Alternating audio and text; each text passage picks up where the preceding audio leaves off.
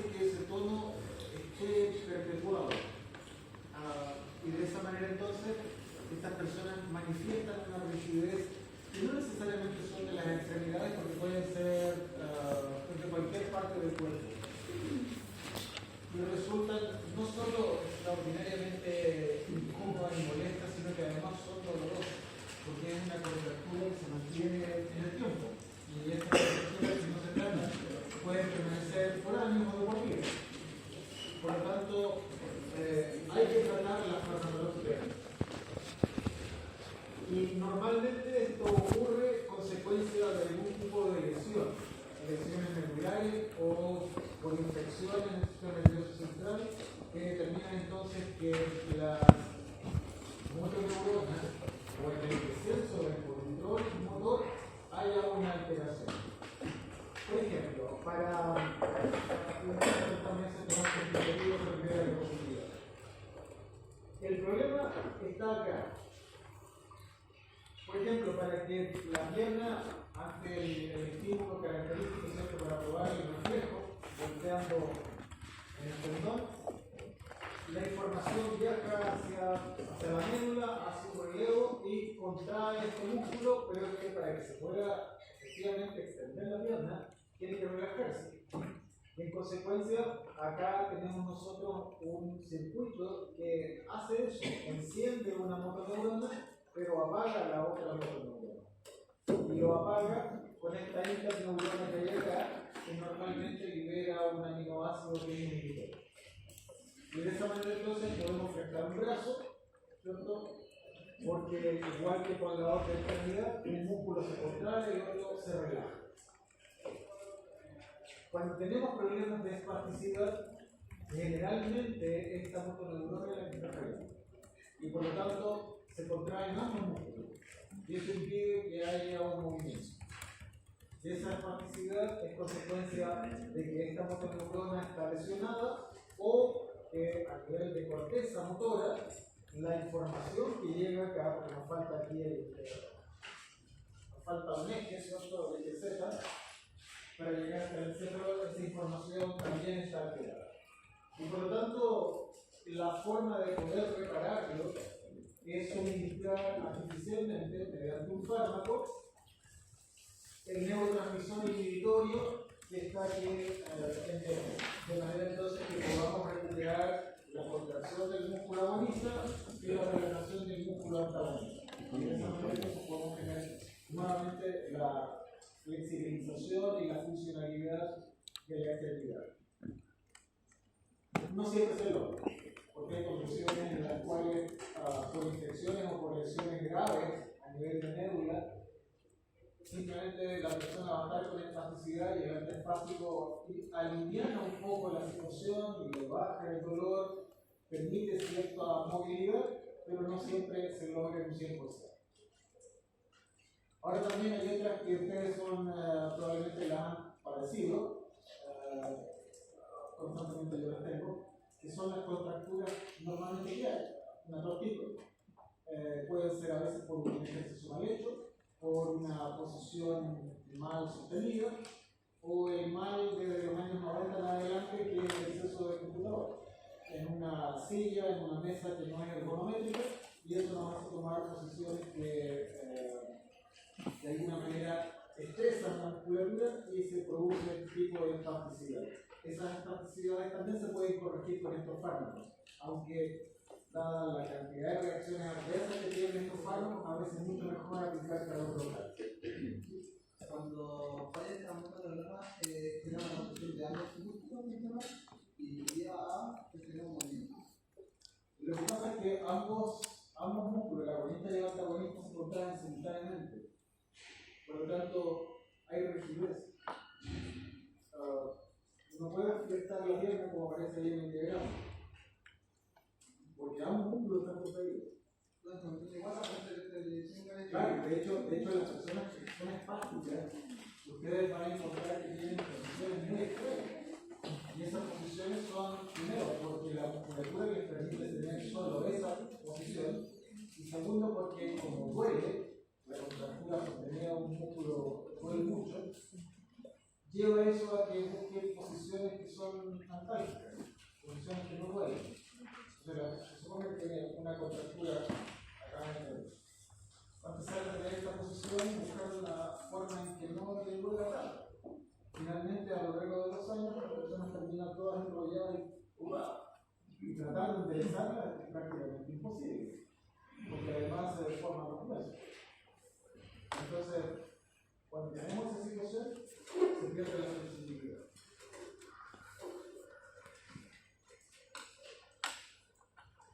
Bueno, entonces, cuando intervenimos farmacológicamente, esta intervención debe ser para aquellas espasticidades que sí lo requieran. Vuelvo a insistir, se pueden administrar para las contracturas que son menores, como las tortícolas. Pero la verdad es que hay otros métodos no farmacológicos que son tan eficientes como el uso de estos fármacos, pero no acarrean ninguna otra reacción adversa. En consecuencia, debería uno preferir aquellas terapias no farmacológicas. Sin embargo, cuando ya es una espasticidad por infección, como una meningitis, una infección que simplemente traspasó hacia el sistema nervioso central, o un accidente traumático u otro tipo de lesiones, pues en esos casos sí tenemos que usar. Y lo podemos resumir en dos grupos de fármacos. Aquellos que actúan a nivel del sistema nervioso central, entendiendo que el sistema nervioso central es tanto la médula como el encéfalo, la corteza motora básicamente. Y tenemos fármacos que los resumimos en estos tres ejemplos: la clorhexanona, ciclobenzaprina y el baclofeno, que tienen indicaciones bien particulares y por eso seleccioné esos tres. Y el otro grupo de antiespásticos está representado por el dantroleno, que es un fármaco que actúa a nivel periférico, actúa directamente en el músculo esquelético. ¿Ya? Así que vamos a ver eso muy rápidamente. Cuando hablamos de los fármacos que son relajantes del sistema nervioso central, que por ese mecanismo entonces van a producir la relajación de la musculatura esquelética, son fármacos que tienen una capacidad de sedación.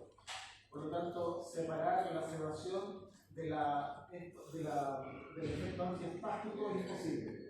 ¿Ya? Por lo tanto, cada vez que usamos un antiespástico, estamos también sedando a la persona. Y como ustedes ya vieron, si nosotros tenemos el efecto sedante, también se manifiesta un efecto ansiolítico.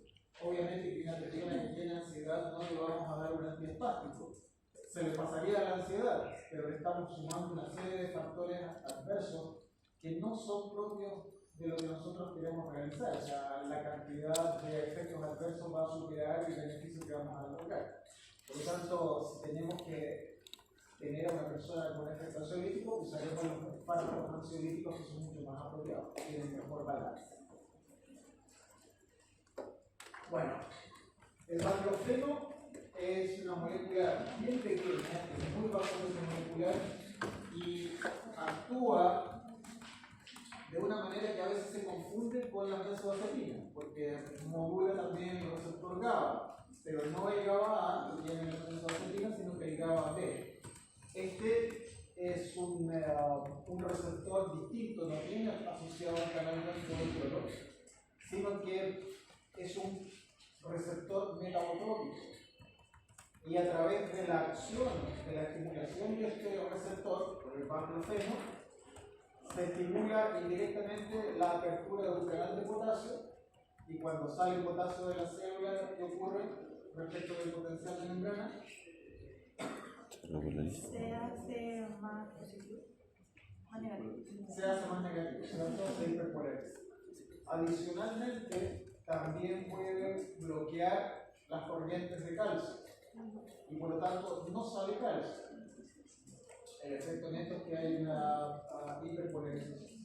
El AVE y metabotrópico. Sí, metabotrópico. Metabotrópico apenas significa que está asociado a segundos mensajeros. Por lo tanto, el metabolismo tiene que llevar a tener el efecto farmacológico. Bueno, todos estos tienen que tener como características farmacocinéticas que atraviesen la barrera transcefálica, de lo contrario no pueden funcionar. Así que ahí les dejo otras características que no son tan relevantes en términos de esto, excepto para aquellas personas que tienen algún tipo de disfunción renal, porque básicamente su infección es por vía renal. Así que un espástico, además con disfunción renal, requiere ajuste de dosis o revisar si efectivamente vamos a poder utilizar este tipo de fármacos. Profe, es porque el medicamento como deja muchos microdepósitos o es por los cambios de electrolitos que genera que va a dañar como la nefrona. O sea, el riñón en general. No, perdón. Que no se entienda que es el fármaco el que produce daño renal. Lo que estoy diciendo es que la expresión del fármaco es por vía renal.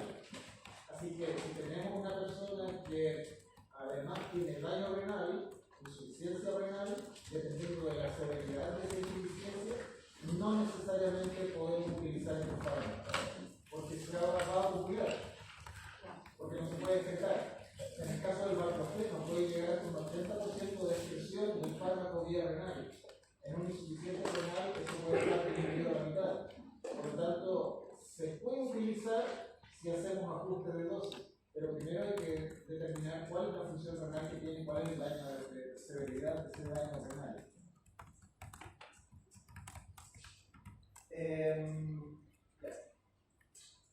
¿Para qué se usa el valproxeno? Para todas las espasticidades que tienen orígenes neurodegenerativas, enfermedades que son propias, no sé, traumáticas o por cáncer, incluyendo también las infecciosas que me quedo por ahí arriba. Todo ese tipo de espasticidades, el valproxeno está bien indicado. También hay algunas que son consecuencia de espasticidades por problemas de parálisis cerebral. Estas son parálisis que van a estar de por vida. Estas de acá la persona las adquiere, por lo tanto ha tenido una vida normal hasta que alguna de estas condiciones se presentó. Y cuando hay lesiones cerebrales a nivel de corteza motora, el valproxeno no funciona adecuadamente y tenemos que usar otro fármaco. Disculpe, ¿la parálisis cerebral era que iba a estar toda la vida o que infección y trauma de No, las personas que están con parálisis cerebrales pueden ser personas normalmente que surgió esto en el nacimiento, por una hipoxia al momento de nacer, por el mal uso de un forceps, y esas personas van a tener esa parálisis cerebral el resto de su vida, porque hay un daño neuronal importante. En cambio, las personas que adquieren la espasticidad a consecuencia de una infección, o porque adquirieron una enfermedad neurodegenerativa, o tuvieron un accidente traumático en la columna, o se les desarrolló un tipo de cáncer en el sistema nervioso central, esas personas son espásticas desde el momento en que esta enfermedad o la situación se manifiesta. Por lo tanto, han tenido un periodo de vida normal. Sí. ¿Estos periodos de espasticidad son transitorios? No, son una vez que se manifiestan, en general, sobre todo en estos parálisis cerebrales, son de por vida. Esto va a depender de la severidad del daño y de cuán pronto sea atendido. La resolución no necesariamente es el uso del antiespástico. El antiespástico lo único que va a hacer es solucionar el problema de contracción que viene de la musculatura esquelética, pero no resuelve el daño traumático. No va a resolver el cáncer de un astroglicositoma. No lo resuelve, porque no es un fármaco diseñado para eso, pero sí libera a la persona que tiene problema de espasticidad, que está asociado a ese problema que en el fondo es lo que le genera. Es para nivel distinto.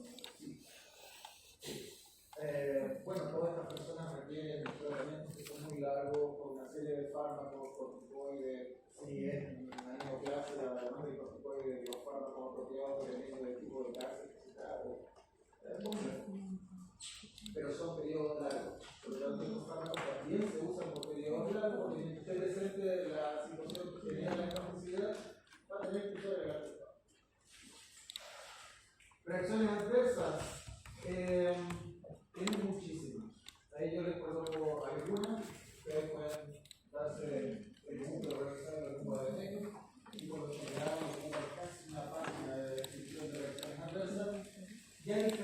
de otros fármacos que también tienen muchas reacciones adversas, acá tienden a manifestarse todas, perdón, no todas, muchas de ellas. Porque si ustedes las ven, son consecuencia de la estimulación de las vías que son inhibitorias. Como con todos los fármacos, las personas de más edad, sobre 70 años, son las que más van a manifestar este tipo de reacciones adversas. Y se ha descrito con el baclofeno un efecto de contracción paradójica, es decir, usamos el antiespástico pero produce más espasticidad. Y esto ha sido consecuencia que, como el baclofeno hay que administrarlo constantemente durante mucho tiempo, entonces para ese tipo de fármacos se utilizan estas bombas musculares. Y la verdad es que lo que se vio es que la espasticidad inducida por baclofeno era mal uso de la bomba. El catéter no se limpiaba correctamente. Y por lo tanto entraba infección, esa infección entraba al sistema nervioso central y era la que acentuaba la reacción adversa de espasticidad. Así que en el fondo una buena higiene de la bomba, sobre todo en el momento de cargar la bomba, esta es la entrada por la cual se accede para cargar la bomba, esto está tapado por la piel. Si no hay una buena higiene, entonces hay alta probabilidad de que se infecte y aumenta entonces la espasticidad. ¿Sí? Entonces, si se presentan muchas RAF, ¿significa que no es dosis dependiente o si es dosis dependiente? Algunas de esas reacciones adversas son dosis dependientes. Hay algunas que son idiosincráticas y no son las que están listadas aquí, porque como son idiosincráticas, son independientes de dosis, pero también son impredecibles. Pero también tiene un listado más grande de reacciones adversas de interacciones son depresores del sistema nervioso central, así que cualquier otro fármaco que se administre en forma conjunta, que también sea depresor del sistema nervioso central, va a interactuar de manera que aumente su nivel de antiespasticidad. Y eso no necesariamente es bueno porque ustedes comprenderán que una de las principales acciones de relajar la musculatura esquelética es menos presión sobre los vasos y por lo tanto hay hipotensión, que puede llevar a hipotensión ortostática. Y hay alguna lista de precauciones en el caso de utilizarlo, porque a pesar de que son depresores del sistema nervioso central, pueden generar cuadros de ansiedad, y entonces tenemos que sumar una benzodiazepina para tratar esa ansiedad.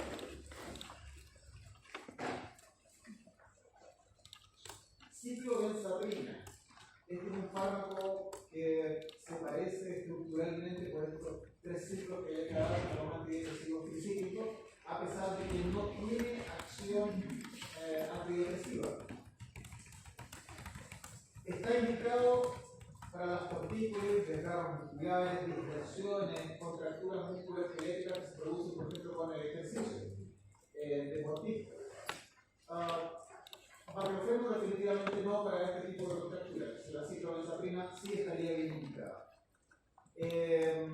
Por lo tanto, está relacionado con todas aquellas contracciones que se producen, contracciones dolorosas más o menos persistentes en algún tipo de deporte o relacionado con los ejercicios. Vuelvo a insistir, la opción no farmacológica de calor local superficial, llámese guatero, llámese luz infrarroja, cualquiera de ellas, no penetra más allá de 2 milímetros, es igual de eficaz. Por lo tanto, hay que evaluar la condición. Porque si ustedes usan ciclobenzaprina en un paciente, ese paciente, bueno, va a tener que tener licencia. Tiene problemas para manejar, problemas para manejar maquinaria compleja, problemas de concentración, porque está asociado también a la sedación. Hay otras reacciones adversas, no son pocas, siempre son muchas, por eso que insisto que a veces para este tipo de situaciones donde está indicada la ciclobenzaprina hay que evaluar si podemos utilizar una alternativa de farmacológica. Y ahí están las interacciones, también igual con todos los otros fármacos que son depresores del sistema nervioso central, se va a potenciar su acción. Y clormesanona, el último de estos fármacos de acción central, está indicado para los espasmos dolorosos de las tortícolis, lumbagos, algunas enfermedades neurológicas, pero no aquellas que son que llevan a espasticidad muy severa. También en todos estos trastornos emocionales que están básicamente en situaciones de estrés muy intenso, que pueden llevar a veces a una fractura. Supongo que ustedes deben haber conocido más de alguna persona que por simplemente tener estas espasticidades o no un estrés terminan fracturándose, fracturas de muñeca, lo más usuales, fracturas de mandíbula o fracturas de algunas piezas dentales. Este tiene menos reacciones adversas comparables con los otros dos fármacos que vimos, básicamente son aquellas relacionadas con gastrointestinal y la sedación que aparece siempre, y se ha descrito que el uso continuo de clormesamona puede producir depresión. Considerando que tiene pocas reacciones adversas en comparación a otros, ¿por qué no se usa este sobre? Porque depende del nivel de contracción que tú quieras trabajar. Si es una tortícolis, puedes usar clormesamona. Se puede. Pero si tienes una persona que tiene espasticidad por una enfermedad neurodegenerativa, la clormesamona no le va a hacer absolutamente nada. Necesita vacunar. Porque tiene mayor capacidad de relajar la musculatura esquelética que está lesionada a nivel neuronal. No es la musculatura la que está lesionada, es la vía neuronal. Esa es la que está alterada. Porque la vía inhibitoria para el músculo antagonista no está funcionando.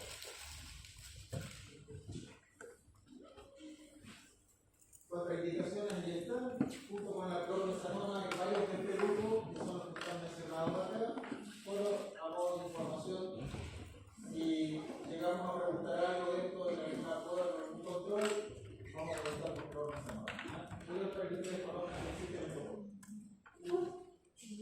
Y el dantroleno, que les había dicho que era este fármaco que no actúa a nivel central, sino que actúa directamente sobre el músculo esquelético.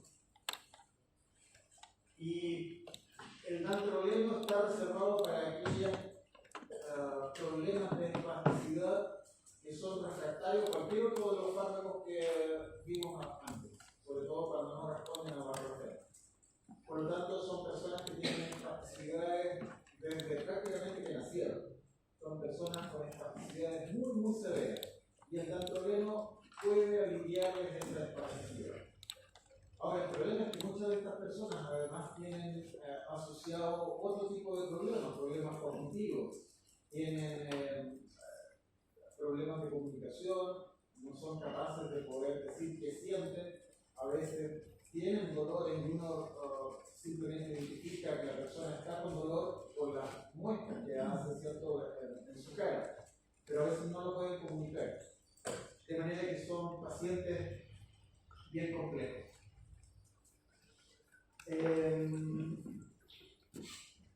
El mecanismo de acción es simplemente bloquear la salida de calcio y por lo tanto impiden que se pueda contraer el músculo.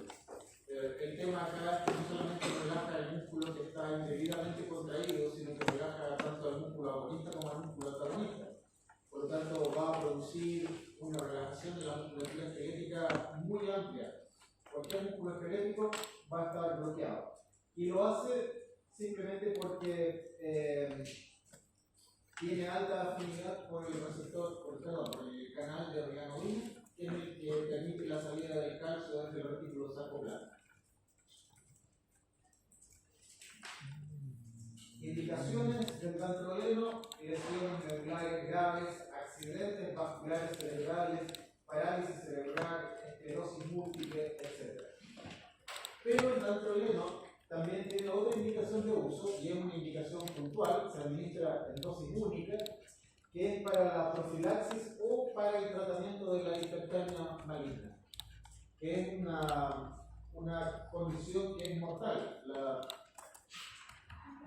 Por una extraña asociación entre un anestésico general fluorado junto con un bloqueador neuromuscular como la succinilcolina, ambos tienen que estar juntos, en personas que son susceptibles, pero es relativamente idiosincrático, se produce una tremenda activación de la contracción muscular, pero es similar a cuando uno está gritando.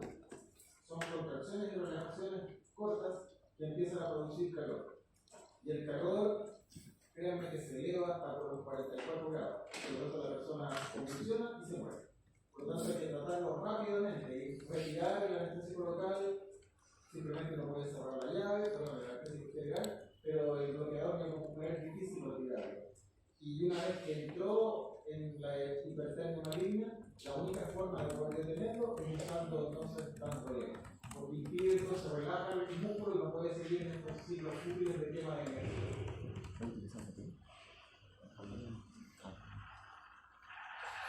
Ahí están sus reacciones adversas. Una de las cosas más importantes es que se desarrolla hepatotoxicidad. Y cuando eso ocurre, ya no se puede seguir usando. Esta persona que desarrolló hepatotoxicidad ya no va a poder usar nuevamente el problema, va a tener que conformarse con los otros tipos de fármacos, que no necesariamente le van a dar una buena respuesta. Obviamente, asociarlo con otros bloqueadores de calcio, como el verapamil o el glitazem,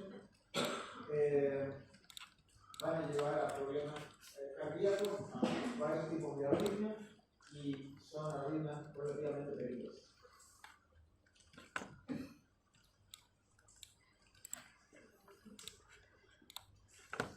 Bien, cerrado el capítulo de los linfáticos.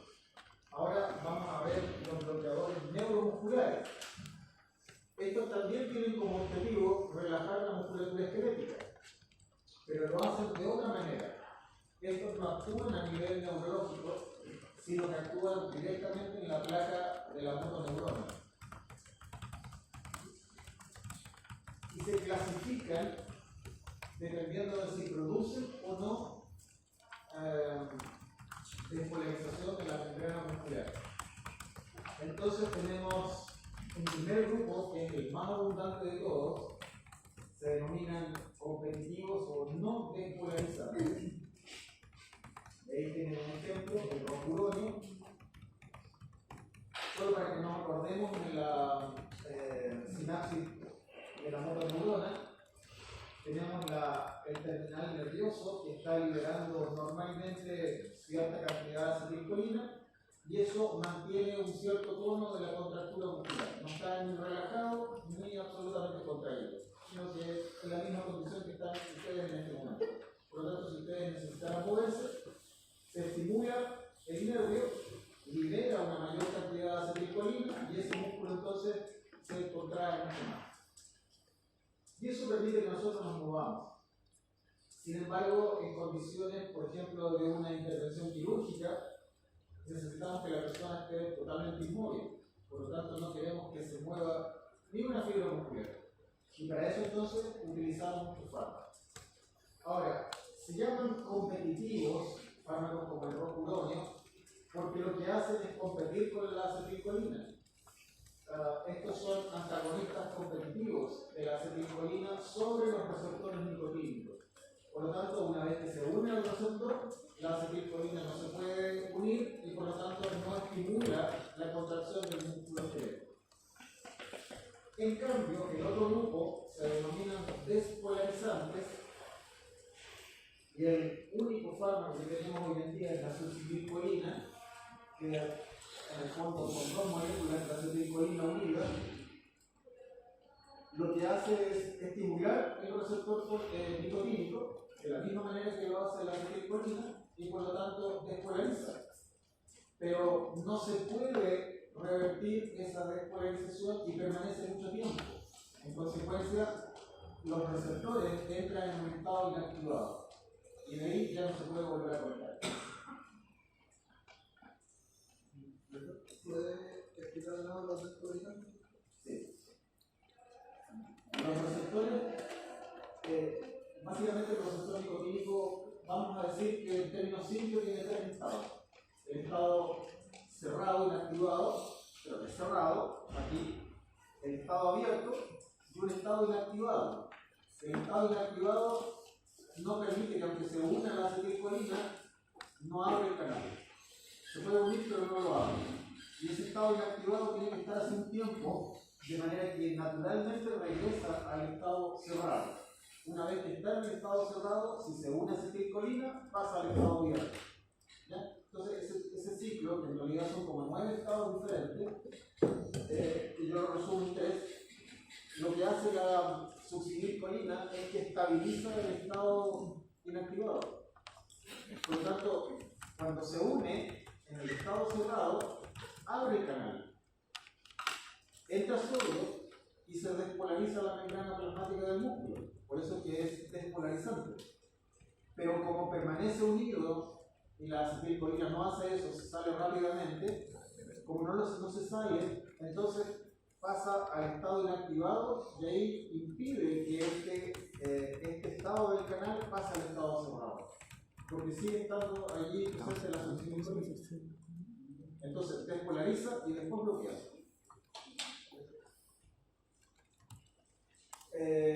Bien, no se ve muy bien la diapositiva, pero en fin. Básicamente es para dar algunas características de los distintos tipos de bloqueadores neuromusculares. Succinilcolina allá arriba, despolarizante, y todos los que vienen hacia abajo son los no despolarizantes. También podemos clasificarlos según la selección terapéutica que vayamos a utilizar. Por ejemplo, sus características farmacocinéticas o la duración del procedimiento. Yo escojo uno de acción breve, intermedia o de acción larga, dependiendo de qué es lo que uno quiere hacer. Lo mismo que con las clasificaciones funcionales, duración del efecto, estructura química. Básicamente, si ustedes ven esta tabla, van a encontrar que hay de dos grupos. Están las benzil-isoquinolinas, como el atracurio, o los ésteres de amonio, como el arroz. Eso básicamente lleva a una consecuencia que los libros le dan mucha importancia, que es la formación de un metabolito secundario, que es propio, que es mucho más notable en uno de los dos grupos. Pero el tema es que este metabolito es capaz de ser un excitador del sistema nervioso central, y cuando se administra por sí solo, el metabolito produce convulsión. Entonces, hubo harto tiempo en que había discusión de si cuando se acumulan intervenciones que son largas, se acumula este metabolito que podría producir convulsiones en la persona que está bajo el efecto del bloqueador neuromuscular. Pero la verdad es que se ha visto que esa concentración no es tan alta como para producir en el ser humano convulsión. ¿Ya? Se lo menciono porque en los libros suelen darle cierto énfasis. Bueno, el mecanismo de acción se lo adelanté, así que lo vamos a pasar más rápido. En los bloqueadores neuromusculares que son competitivos, no despolarizantes, lo que ocurre es que estos bloqueadores neuromusculares se unen en las subunidades alfa, donde se une la acetilcolina, y como son antagonistas, entonces impiden que la acetilcolina pueda unirse a esas subunidades y el canal asociado a estos receptores está cerrado. Y de esa manera entonces impiden que se despolarice la membrana y se produce el bloqueo. Es muy rápido la acción. En cambio, en el caso de los despolarizantes, como se los mencionaba, lo primero que ocurre, aquí está la molécula de acetilcolina, para que la puedan comparar. La succinilcolina efectivamente es una molécula de acetilcolina unida a otra molécula de acetilcolina. Entonces puede unirse sin mayor problema en las subunidades alfa. Pero como es agonista, no es antagonista, es agonista, entonces lo que hace es que despolariza la membrana, porque permite que el canal se abra, entra sodio y por lo tanto se despolariza, por eso que es despolarizante.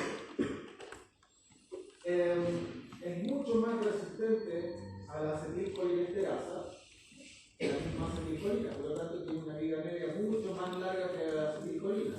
Si ustedes se acuerdan de las primeras clases, la acetilcolina se metaboliza en el orden de los 80 microsegundos.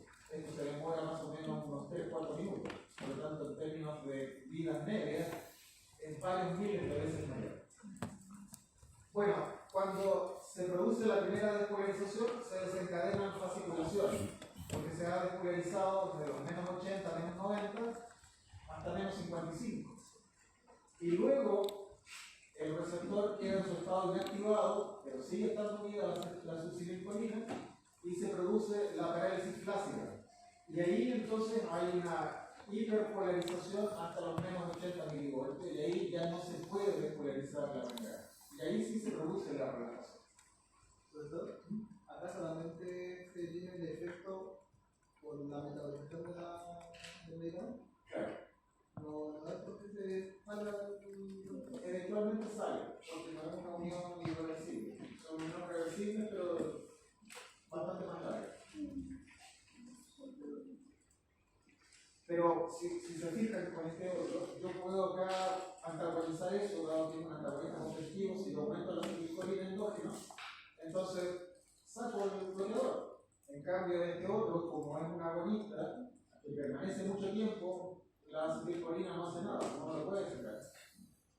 Por lo tanto, no puedo revertirlo con la acetilcolina.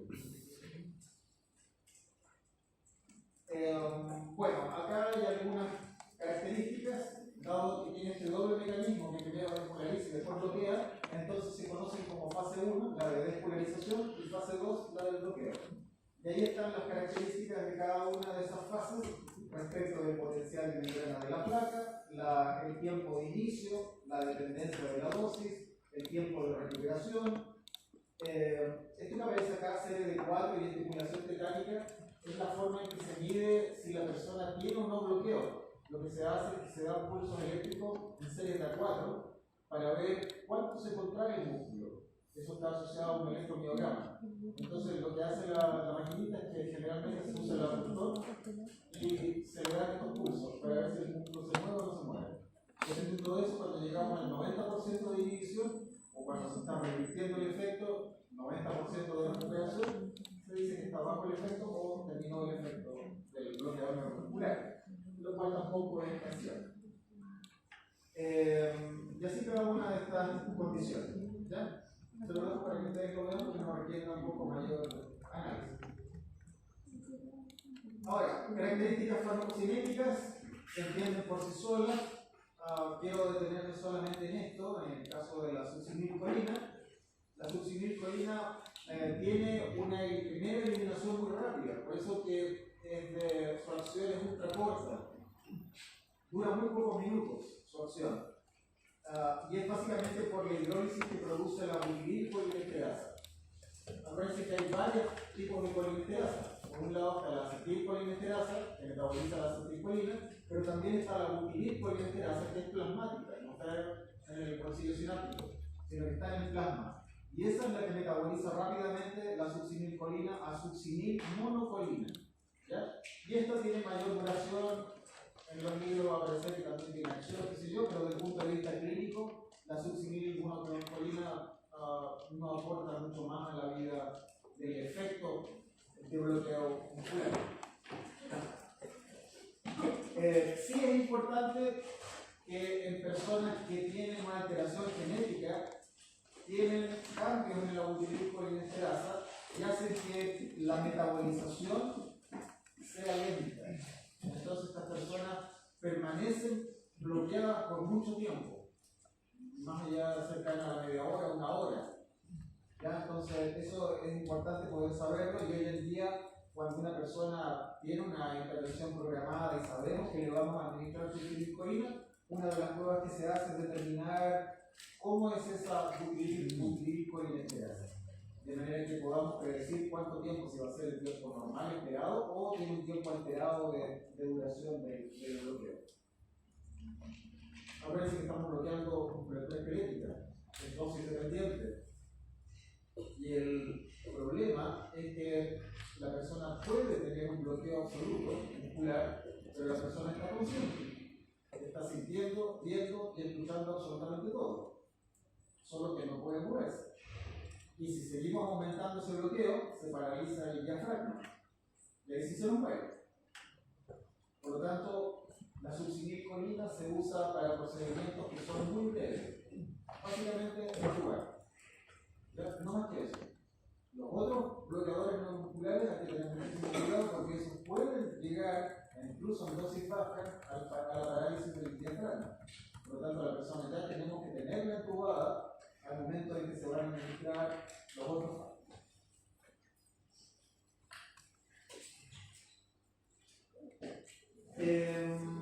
Bueno, características farmacocinéticas de este otro grupo, y lo más importante es que no cruzan la barrera cardioencefálica porque ahí no hay musculatura esquelética, no nos interesa que eso ocurra. Por lo tanto, es muy bueno que así sea.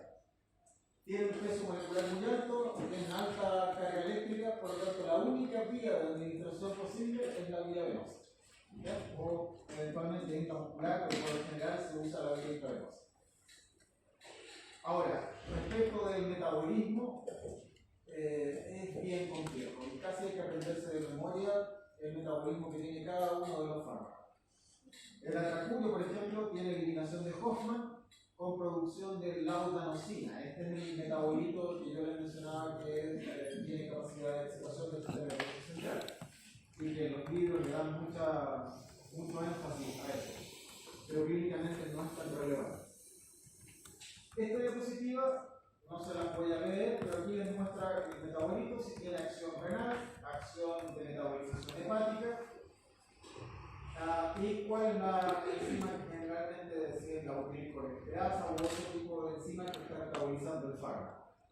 Ahora, este grupo de acá casi no se metabolizan a nivel renal o a nivel hepático, salvo el atracurio, que es más o menos dependiente de 10 a 40% por vía renal. Eso significaría que no sería muy adecuado usar atracurio en una persona que tiene disfunción renal. Y este otro grupo definitivamente no, porque personas con disfunción renal o disfunción hepática van a tener problemas para poder metabolizar este fármaco y por lo tanto, si se le administra una dosis estándar, va a permanecer paralizado varias horas más de lo que debería al momento de la recuperación.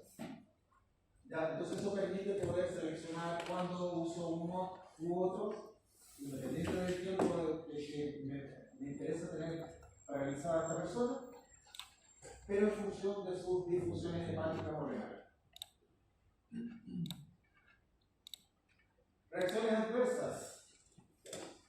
Me salté uno, ¿no?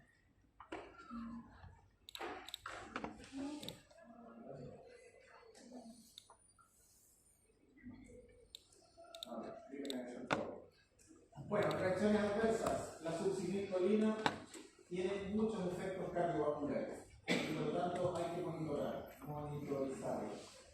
Bradicardia, ritmos nodales, arritmias ventriculares. Además produce hiperpotasemia, aumento de la presión intraocular, también la presión intragástrica y la presión intracraneal. Produce mialgias y espasmos del massetero. Esto básicamente ocurre después de la recuperación. Ahora, afortunadamente, siempre se administra una única dosis de succinilcolina y el efecto dura 3-5 minutos. ¿Qué es espasmo del massetero? Se le contrae y no puede abrir la mandíbula. Puede ser tan grave que te puede fracturar todas las piezas dentales. Así que hay que evitar. Brígido. Ahora, en los no competitivos hay varios efectos que son importantes que hay que recordar. Primero, los efectos autonómicos. Y básicamente los efectos autonómicos no es tanto porque tengan acción sobre el sistema simpático y parasimpático, que los tienen, y ahí aparece la acción sobre el ganglio vago y sobre el ganglio simpático. Mayor el número, mayor la actividad que tienen sobre esa estructura. Esta es lo importante, la liberación de histamina, porque es la liberación de histamina la que produce la mayoría de los efectos cardiovasculares de hipotensión. Entonces, este grupo de acá, básicamente, casi podríamos decir que está libre de acciones de liberación de histamina. En cambio, este otro grupo tiene un valor un poco más alto. Así que esto es lo que lleva a tener que administrar varios otros fármacos para poder controlar esas reacciones adversas después en el postoperatorio. Y otros efectos que va a llevar todo esto asociado a la liberación de histamina, la hipotensión, la taquicardia, arritmias, bradicardias y efectos respiratorios que son importantes. Pueden producir tanto una broncoconstricción como una broncorelajación. Y esto es porque en la vía aérea las neuronas tienen receptores M2 muscarínicos que son autorreceptores, receptores que modulan de manera negativa la liberación de acetilcolina. La acetilcolina actúa en el receptor muscarínico de tipo 3 que está en el músculo liso bronquial y promueve la contracción. Por lo tanto, cuando tenemos bloqueadores neuromusculares competitivos que tienen mayor afinidad por el receptor M3, van a producir broncoconstricción. Los que tienen mayor afinidad por el receptor muscarínico M2 van a impedir o no se va a manifestar esa broncoconstricción de manera que sea clínicamente importante. Entonces, si se va a operar a una persona o programada que tiene dificultad respiratoria, que tiene ECMO, tenemos que seleccionar aquel bloqueador neuromuscular que tenga mayor afinidad por el receptor muscarínico M2 que por el M3.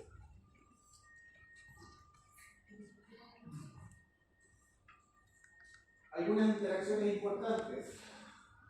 Los anestésicos inhalatorios aumentan el efecto de bloqueo neuromuscular. ¿Ya? Vamos a ver en la clase que sigue los anestésicos generales. Pero básicamente son de los no despolarizados, tipo ropidonio, lepuronio.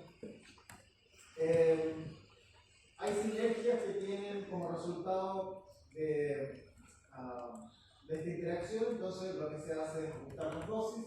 Esto es lo que hace el anestesiólogo con una tabla. Y otros efectos sinérgicos que dependen de la duración de la anestesia, el tipo de anestésico que se está utilizando, la dosis y el orden de potencia que tengan estos anestésicos generales. El que produce mayor interacción es el desflorano. Y el que menos, el óxido nitroso, los barbitúricos, los opioides, el propofol. Estos son relativamente más seguros si nosotros queremos usar una dosis alta de bloqueador neuromuscular, no se va a potenciar tanto. Al final, lo que hace el anestesista es jugar con las concentraciones del bloqueador neuromuscular y el tipo de anestésico general que va a utilizar, de manera que tenga una condición de parálisis que sea la óptima. Vuelvo a insistirles, una persona que está solo con bloqueadores neuromusculares está plenamente consciente de todo lo que está ocurriendo. Siempre. Si lo tenemos totalmente bloqueado, esa persona ni siquiera va a poder pestañear. Pero si ustedes le hacen un corte por el bisturí, siempre le van a hacer una penetrostomía, empieza a sentir todo. Lo que va a ver el anestesista es que va a estar con taquicardia, que tiene sudor, que aumenta un poco la movilidad gástrica, porque es músculo liso, no es músculo esquelético. Consecuencia de que está sintiendo dolor. La persona no se puede mover. Lo siente todo. Por eso que cuando la indicación del bloqueador neuromuscular es para una intervención quirúrgica, hay que estar seguro de que se abrió la llave del anestésico general. Antibióticos. Hay muchos antibióticos que potencian el bloqueo neuromuscular. Y eso se prolonga mucho más allá después de que se retira el bloqueador neuromuscular. Aquí hay algunos antibióticos que en este momento no les dicen mucho, pero en un par de semanas más sí les va a decir mucho más. Ya vamos a empezar a ver antibióticos. Entonces, por ejemplo, aminoglucósidos, polimixina, producen bloqueo pre y postsináptico importante. Las tetraciclinas solamente bloqueo postsináptico. Así.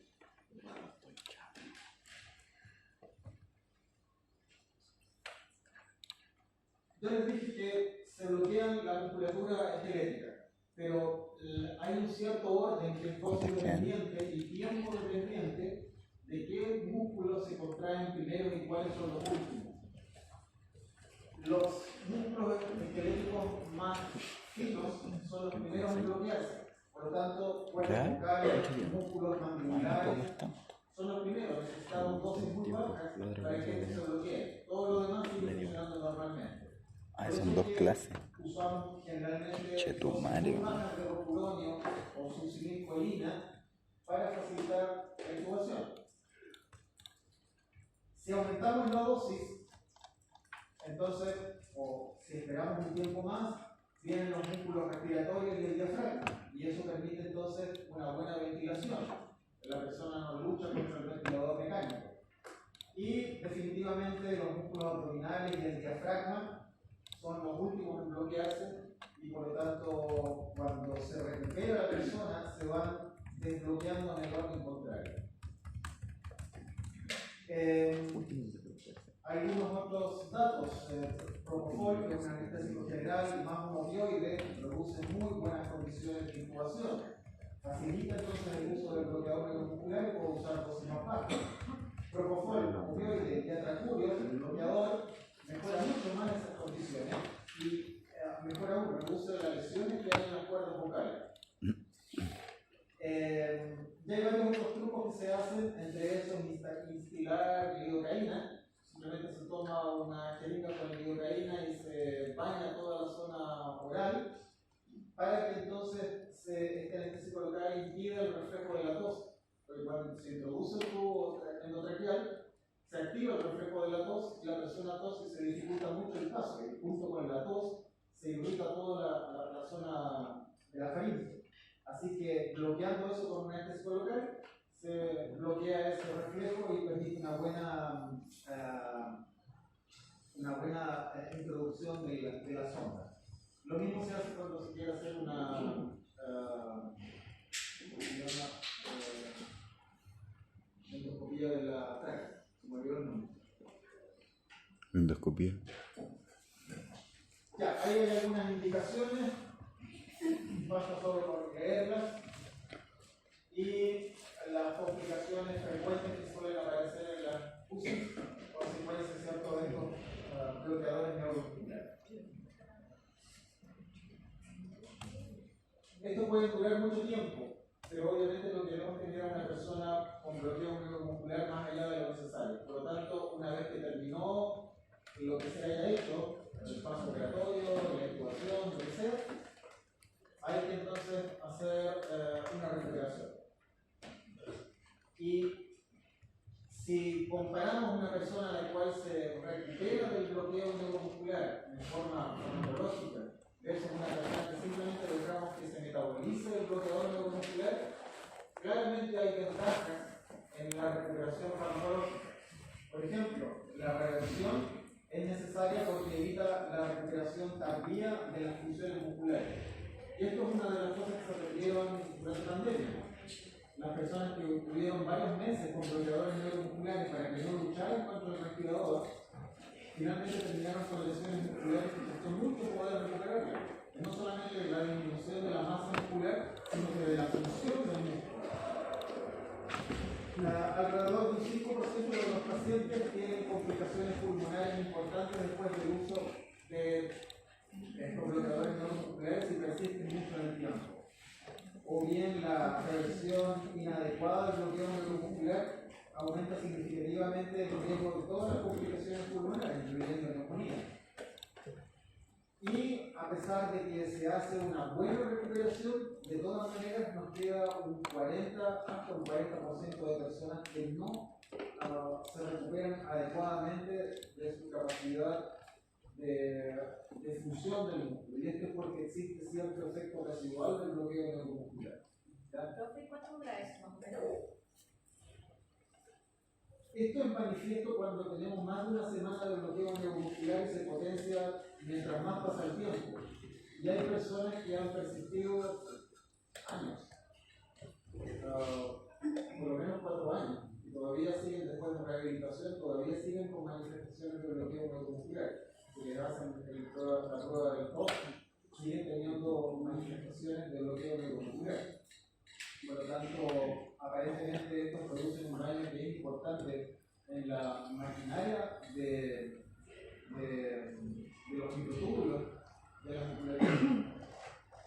Por lo tanto, eso significa que tenemos que revertir el efecto lo antes posible. Y para revertir el efecto de los bloqueadores neuromusculares tenemos varias estrategias. Tenemos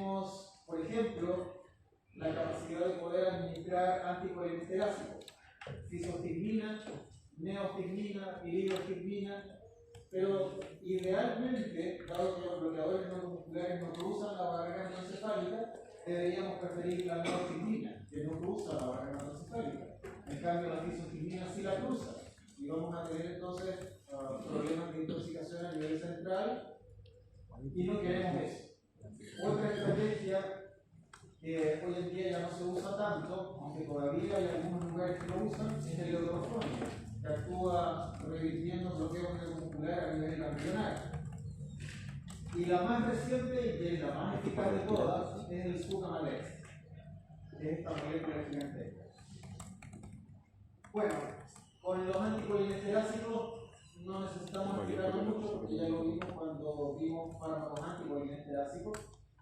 El bloqueador neuromuscular tiene bloqueado el receptor nicotínico, ¿cierto? Porque es antagonista competitivo, impide que la acetilcolina actúe y por lo tanto tiene impedida la contracción del músculo. Y acá tenemos nosotros la acetilcolinesterasa que toma la acetilcolina y la cataboliza, ¿cierto? En colina y acetato. Entonces, la neostigmina, cualquiera de estos anticolinesterácicos, lo que hacen es bloquear la acetilcolinesterasa. Por lo tanto, aumenta la cantidad de acetilcolina porque no se está metabolizando. Y en consecuencia, al aumentar la concentración de acetilcolina, puede desplazar al bloqueador neuromuscular. Y por lo tanto, se recupera la capacidad de esa acción. Ahora, el problema es que adicionalmente hay receptores nicotínicos y muscarínicos en todas partes del cuerpo, no necesariamente en la musculatura. Por lo tanto, siempre que se va a usar un anticolinesterácico hay que agregar atropina, porque la atropina bloquea los receptores muscarínicos. Acuérdense, acetilcolina estimula por igual en forma agonista los receptores muscarínicos y nicotínicos. Y nosotros solamente nos interesa que esa acetilcolina actúe en el receptor nicotínico, que está en el músculo. Así que por eso bloqueamos con atropina los receptores muscarínicos.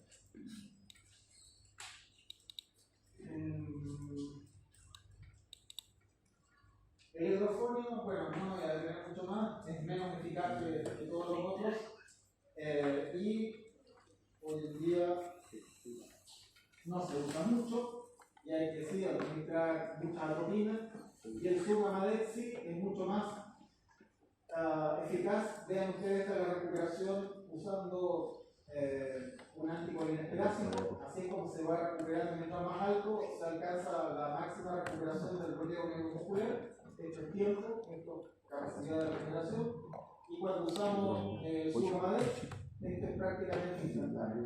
En básicamente 17 minutos, la persona alcanzó casi el 95% de recuperación. Por lo tanto, es lo que se está utilizando actualmente. El problema es que solamente funciona con el rosmolonio y el PQA, pero los otros bloqueadores neuromusculares no tienen acción. Y si comparamos todas las otras problemas que están asociados al bloqueo residual, el uso del Sugammadex versus la neostigmina claramente favorece el uso del Sugammadex.